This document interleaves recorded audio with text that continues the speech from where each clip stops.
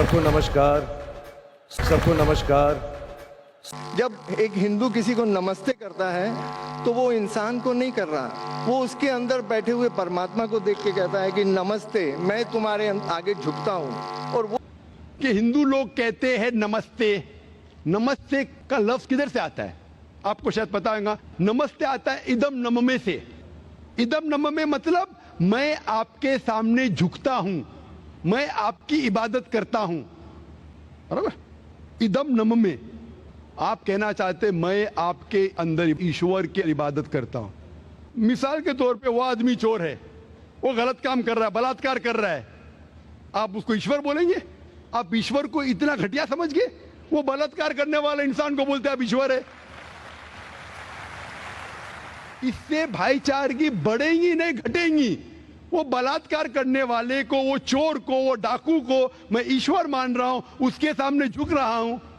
अल्लाह को क्यों गाली दे रहे, ईश्वर को क्यों गाली दे रहे, खुदा को क्यों गाली दे रहे? इस्लाम में, इस्लाम की भी आपने मिसाल दी, इस्लाम में हम कहते अस्सलामु अलैकुम। अल्लाह ताला से फरमाते इस इंसान पे सलामती दे। चाहे वो अच्छा इंसान है तो भी सलामती देने की बात अच्छी है, चाहे वो चोर या डाकू हो। मैं बोलूंगा अस्सलामु अलैकुम, मैं कह रहा हूं या अल्लाह, या रब, या खुदा, या ईश्वर, या भगवान, इस डाकू पे रहमत फरमा। कुछ बुरी बात है ना? मैं अल्लाह को गाली दे रहा हूं, उसके लिए दुआ दे रहा हूं कि तू गलत काम छोड़ और सही रास्ते पे आ। अगर मैं उसको खुदा मानूंगा तो खुश हो जाएगा, वो और चोरी करेगा, वो और बलात्कार करेगा। कोई भी धर्म में ही नहीं सिखाता। ये धर्म के मानने वाले अपनी खुद की इजाज करते हैं, इसे कहते हैं इनोवेशन, बिदात। जिस तरीके से खुदा ने सिखाया है कि उसकी इबादत करे, उसी तरीके से हमें करना चाहिए। तब्दीली लाएंगे, हम समझ रहे हैं कि भाईचारा बढ़ेगा, भाईचारा नहीं बढ़ेगा, भाईचारा घटेगा। आपने मुझे शुरुआत में नमस्ते कहा। नमस्ते, नमस्ते के क्या मानी है भाई साहब, आप बोल सकते हैं? नहीं पता क्या मानी है? माइक्रोफोन ऑन कीजिए जरा भाई साहब का।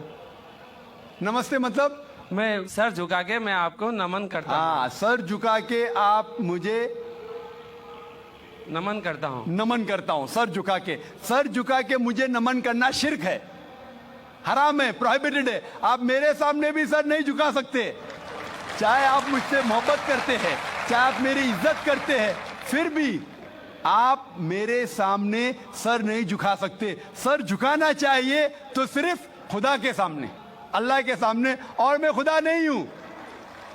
आप जानते हैं, आप मेरी इज्जत कर सकते हैं, मेरी बात जो मैं कहता हूं उसके ऊपर अमल कर सकते हैं, लेकिन आप मेरे सामने सर नहीं झुका सकते। इसीलिए मैं जवाब में आपको कहूंगा अस्सलाम वालेकुम, आप पे सलामती हो, आप पे सलामती हो।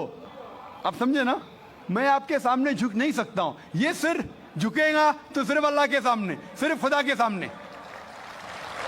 तो आपने बड़प्पन में मुझे कहा, लेकिन अगर गलत चीज कहा तो मैं वापस से जवाब नहीं दे सकता हूं, क्योंकि मैं जानता हूं जो लोग नहीं जानते वो ऐसे हरकत कर सकते हैं। मिसाल के तौर पे, 1 महीना पहले मैं जब बॉम्बे एयरपोर्ट पे था तो एक औरत, हिंदू खातून, मुझे पूछी कि आप डॉक्टर जाकिर नाइक है? आयु डॉक्टर जाकिर नाइक? मैंने कहा जी।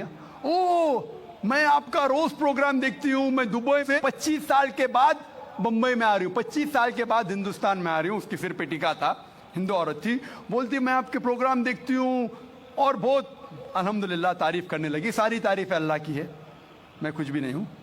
और फिर कहने लगी कि मैं तुम्हारे पैर छूना चाहती हूँ। मैंने कहा कि ये गलत है, शिर्क है। तो बोले क्यों? वही जवाब मैंने दिया, आप जो भी कहो मैं आपकी बात मानूंगी।